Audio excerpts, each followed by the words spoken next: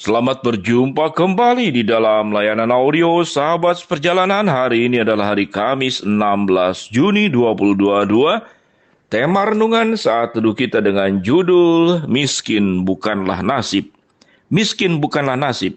Firman Tuhan terambil dalam Yohanes 12 ayat yang ke-6. Hal itu dikatakannya oleh Yudas Iskariot bukan karena ia memperhatikan nasib orang-orang miskin, melainkan ia adalah seorang pencuri. Ia sering mengambil uang dalam kas yang dipegangnya.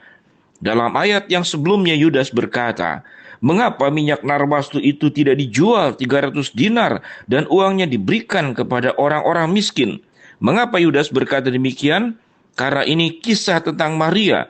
Maria meminyaki dengan minyak narwastu murni yang mahal harganya untuk meminyaki kaki Yesus dan menyekanya dengan rambutnya. Mari kita berdoa.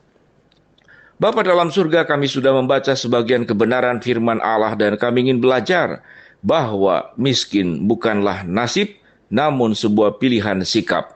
Dalam nama Tuhan Yesus kami berdoa. Amin. Shalom sahabat seperjalanan yang dikasihi Tuhan. Miskin bukanlah nasib, namun pilihan sikap. Kita bertemu dengan Yudas. Yudas ternyata tidaklah miskin. Namun uang yang didapatnya ternyata adalah dari hasil mencuri. Kepercayaan sebagai bendahara yang dipilih oleh Yesus. Ternyata dikatakan dalam firman Tuhan, dia sering mengambil uang dari kas yang dipegangnya sendiri. Sehingga tatkala ada sebuah pemandangan yang sangat indah, sangat luar biasa. Seorang yang bernama Maria meminyaki kaki Yesus dengan minyak narwastu murni yang mahal harganya. Dan Yudas sangat tahu berapa harganya, 300 dinar. Dan kemudian menyekanya dengan rambutnya. Satu bentuk bahwa begitu menghormati Allah demi Tuhannya. Demi Yesus yang disembahnya, yang diikutinya. Maria rela memberikan apapun yang terbaik ada di dalam dirinya.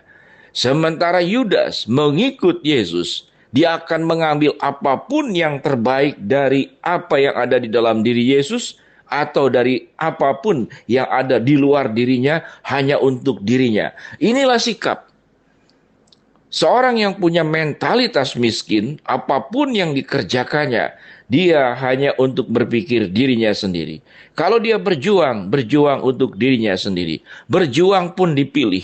Bagaimana dia bisa berjuang dengan tanpa keringat, dengan usaha yang sangat ringan, namun menghasilkan katakanlah hasil yang sebanyak-banyaknya dan sebesar-besarnya. Apapun caranya, dia akan halalkan, termasuk mencuri, termasuk berbohong, termasuk berdusta, termasuk berstrategi dengan cara-cara licik, agar dia bisa berjuang melepaskan kemiskinan.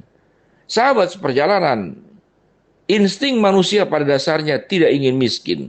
Dan insting manusia pada dasarnya, dia ingin hidup dalam keadaan baik, keadaan sehat, keadaan cukup, bahkan berlebih atau berlimpah. Itulah ciri khas daripada karakter manusia. Allah pun menjanjikan kepada setiap anak-anaknya janji-janji Tuhan yang kita sangat suka. Tuhan akan sediakan mana yang datang dari surga. Tuhan akan sediakan berkat berkelimpahan, membuka tingkap-tingkap langit, dan berkat itu diturunkan dari langit untuk setiap kita masing-masing. Kita sangat senang dengan berita-berita yang seperti demikian. Namun, di dalam proses untuk mencapai segala hal yang baik tersebut, maka Allah meminta kita dari mulai penciptaan, tugas manusia adalah bekerja, mengusahakan tanah, mengolah tanah, mengelola seluruh makhluk ciptaan yang lain yang dimandatkan, dipercayakan kepada Adam dan Hawa untuk mengelolanya. Namun rupanya yang membuat manusia itu menjadi miskin karena dia mengerjakan segala sesuatu. Dia tidak berpikir bagaimana berusaha berproses dengan caranya Tuhan dan untuk kemuliaan Tuhan, namun dia berusaha dengan usaha yang seminimal mungkin untuk memuliakan dirinya, untuk memperkaya dirinya, untuk menyenangkan dirinya, dan hanya untuk membahagiakan dirinya sendiri. Sehingga miskin itu bukanlah nasib, namun pilihan sikap. Miskin itu memang dihindari oleh banyak orang. Sahabat seperjalanan, puluhan tahun bertemu dengan banyak orang sahabat seperjalanan. Rasanya punya pengalaman. Bertemu dengan dua macam orang ini. Yang pertama adalah orang yang memang suka mengemis-kemis. Orang yang suka mengemis-kemis. Apa bedanya orang yang suka mengemis dan orang yang suka mengais? Orang-orang yang mengais untuk mendapatkan sisa-sisa makanan di pinggiran-pinggiran tempat sampah restoran atau meminta kepada toko-toko tempat makanan menjelang mau tutup, biasanya selalu ada makanan berlebih. Dia mengais, dia meminta. Ada yang mencoba untuk membeli. Lalu berikanlah uang 3.000. Ibu, bapak, saya ingin membeli makanan dengan uang segini. Maka berikanlah apapun yang ibu bapak bisa berikan. Maka itu sebuah upaya. Dia tidak ingin terima gratis. Kalau kita bertemu dengan orang yang meminta dengan cara demikian, kita mungkin akan memberi lebih kepada orang tersebut. Karena ada upaya dia berjuang. Berapa uang yang kamu punya? Mungkin 1.000 atau hanya uang logam 500 rupiah. Tapi dia punya sebuah perjuangan. Ada pengorbanan. Tidak ada yang gratis dalam hidup ini. Atau dia menawarkan diri. Saya ingin makan, izinkan saya untuk menyapu halaman depan sampai bersih. Nanti lihat hasilnya. Maka setelah saya bekerja, izinkanlah saya untuk mendapatkan makanan yang sisa, asal jangan basi, jangan rusak, atau sudah busuk untuk menghidupi saya. Itu adalah mentalitas orang kaya di dalam diri orang miskin. Namun kita banyak bertemu orang-orang kaya dengan mentalitas orang miskin. Contohnya siapa?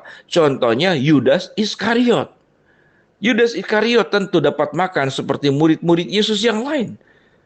Dan dia tentu punya uang lebih daripada rasul-rasul yang lain. Karena dia dikatakan suka mencuri dari kas yang dipegangnya sendiri. Ini yang namanya orang kaya, orang yang cukup dengan mentalitas miskin. Namun contoh yang saya sebutkan tadi adalah orang miskin dengan mentalitas kaya. Dia punya kebanggaan diri. Dia punya harga diri yang benar di hadapan Allah. Orang yang tidak bekerja tidak berhak makan. Itu yang katakan dalam surat Rasul Paulus. Maka yang dikedepankannya dia bekerja. Dia memberikan dampak. Dia memberikan hasil yang baik kepada orang yang memiliki lebih. Tentu orang yang punya toko tidak akan punya waktu menyapu. Tapi bisa orang yang tidak punya apa-apa bisa membersihkan, bisa menolong, bisa membantu dengan semaksimal mungkin. Ini yang disebut dengan orang miskin dengan mentalitas kaya. Namun ada orang kaya dengan mentalitas miskin. Dia akan tempuh segala cara, menghalalkan segala cara dalam rangka memperkaya diri sendiri. Mari kita belajar daripada kisah tentang Yudas Iskariot yang berbeda jauh dengan Maria yang memberikan minyak narwastu murni yang mahal harganya untuk meminyaki kaki Yesus dan menyekanya dengan rambutnya. Sementara Yudas adalah seorang pencuri. Ia sering mengambil uang dalam kas yang dipegangnya dan tatkala melihat ada orang yang memperlakukan Yesus seperti yang sangat istimewa oleh Maria kepada Yesus, dia tidak senang, dia tidak suka. Mari sahabat seperjalanan, kita berjuang menjadi pribadi sekalipun kita miskin, namun kita bermental kaya. Dan orang seperti demikianlah yang akan diberkati oleh Allah, tidak akan mengalami kemiskinan. Segala usaha upaya kita akan diberkati oleh Allah. Mari kita berdoa. Bapa dalam surga, kami sudah belajar bahwa miskin bukanlah nasib, namun miskin adalah pilihan sikap. Hamba-Mu berdoa buat sahabat seperjalanan yang sedang sakit, Tuhan jamah sembuhkan. Yang sedang menghadapi masalah, Tuhan bukakan jalan. Yang sedang memohon berharap sesuatu kepada Tuhan, Tuhan akan kabulkan sesuai dengan waktu, rencana, dan kehendak-Mu. Dalam nama Tuhan Yesus kami berdoa. Amin. Shalom sahabat seperjalanan. Selamat kembali beraktivitas. Tuhan memberkati-Mu. Amin.